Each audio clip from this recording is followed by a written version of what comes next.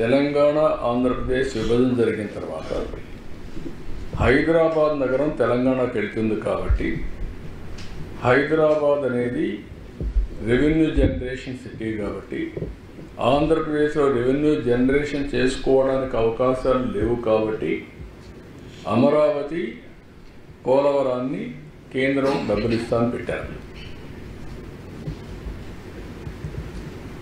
అదే కానీ ఆ రోజు కానీ పూర్తయి ఉంటే ఈరోజు మనం పోలవరం అమరావతి రెండు కూడా టైంలో అయి ఉంటే తెలంగాణ ఆంధ్రప్రదేశ్ కుడి ఎడమగా ముందుకు పోయాడు. ఈరోజు ఎక్కడో బిలో ఈ 5 ఏళ్ళలో అదక్ పాతాళానికి వెళ్ళిపోయాం. మనం మీరు గుర్తుపెట్టుకోవాలి. హైదరాబాద్లో వచ్చే ఆదాయం వల్ల వాళ్ళు బెటర్గా దేశంలో number 1 per capital income Telangana ఈరోజు. అదే ఆ రోజు నేను చేసినటువంటి ఒక ఎకో సిస్టమ్ క్రియేట్ చేసి ఆటో పైలట్లు ఎడతా ఉంది, ఎవరు వచ్చినా కూడా జరిగిపోతూ ఉంది, ముందుకు పోయే పరిస్థితికి వచ్చింది. కనీసం ఈ రెంటి పైన శ్రద్ధ పెట్టి ఈ రెండు చేస్తే మళ్ళా రాష్ట్రం ఘాట్లో పడుతుందని చెప్పి రాత్రింబగుళ్ళు కష్టపడితే రాష్ట్రానికి ఉండే 2 కళ్ళు పొడి చేసి అంధకారాన్ని సృష్టించే పరిస్థితికి వచ్చారు.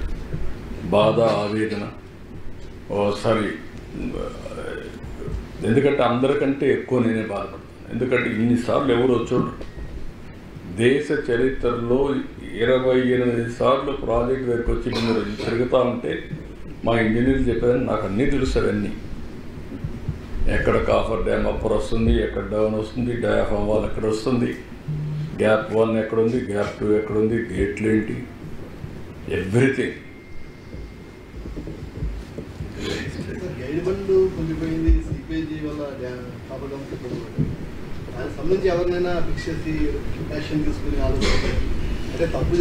అంటే ఇప్పుడు చేసింది పాలిటీషియన్స్,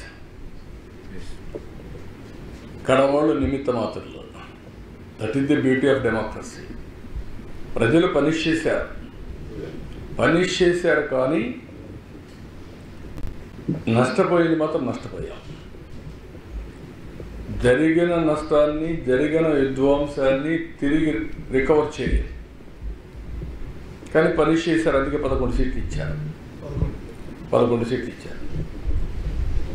అంటే అది ఆ 11 సీట్లకు డిజర్వింగ్గా కాదా అది వేరే విషయం. I'm not debating that. Today I don't want to make it political. ఇది ఒక కేస్ స్టడీ. భారతదేశ చరిత్రలో ఎలాంటి దుర్మార్గమైన కార్యక్రమాలు చేసినా కూడా బుకాయించే పరిస్థితికి ఉన్నారంటే దిస్ ది కేస్ స్టడీ. కావాలని ఇష్టానుసారంగా డయాఫామ్ వాలంటే తెలియని వాడు కూడా మాట్లాడడం, ఏదంటే ఆగడం. అంటే ఒకసారి మీరు చూస్తున్నారు 6 నెలల నుంచి బూతులు లేవు ఈ రాష్ట్రంలో. అంత మునుపు ఎవ్రీడే భయంకరంగా విమర్శించుకుంటే తప్పులేదు. పాలసీల మీద విమర్శించాలి, రాజకీయాల మీద విమర్శించాలి, ఇష్యూస్ పైన విమర్శించాలి. ఇష్టానుసారంగా మాట్లాడడం, ఏదంటే అది మాట్లాడడం. ఇంకా కూడా మాట్లాడుతున్నారు అక్కడక్కడ. ఆ బూతులు అయితే కట్ అయినాయి కానీ ఇంకా ఉంటాయి. సోషల్ మీడియా కూడా ఇష్టానుసారంగా పెట్టి ఎక్కడో అమెరికాలో పెడతారంట, ఆస్ట్రేలియాలో పెడతారు. అక్కడ పెట్టేసి తప్పించుకోవచ్చు అంట, వాళ్ళు పట్టుకురాలేదు. ఇలాంటి తప్పుడు విధానాలు ఉన్నటివి చాలా బాధేస్తుంది. I don't want to go all these things today. ఏది అందుకని చెప్పాడు. నేను ఒప్పుకోవడం కదా. నువ్వు ఎవరు రాసింది లెటర్? ఎవరు రాశారు? బుద్ధి జ్ఞానం ఉండాలి మాట్లాడాలంటే. ఏదైనా మాట్లాడితే చెల్లుబాటు అయిపోతుంది. నోటు కోసేట మాట్లాడడం తప్పు. ఎవరు ఒప్పుకున్నారు? నువ్వు ఒప్పుకున్నావు.